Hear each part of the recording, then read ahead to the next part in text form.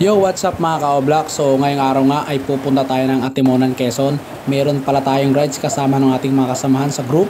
Ito nga mga ka-Oblaks, inabutan tayo ng malakas na ulan dito sa may parting Rizal. Kaya medyo nagpasilong muna tayo para safe naman tayo papunta ron. Yung ating palang kawalan dun sa labas, medyo nauulanan. At tingin ko okay naman siya, alright? A few moments later.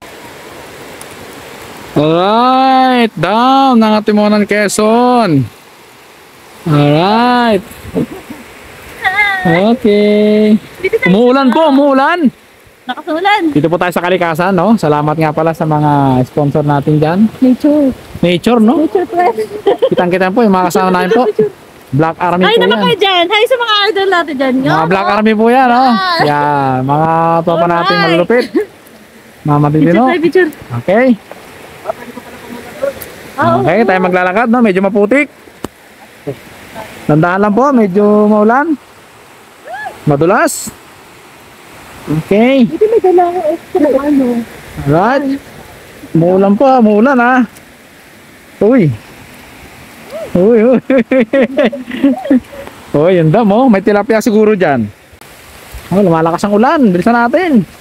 Eh, sige na papa. Oh, hapos sa akin. Alright, malapit na tayo. Nakikita ko na yung lagasas ng tubig. Yan lakas. Stop. Alright, ito na tayo. Okay. Oh, tandaan ha.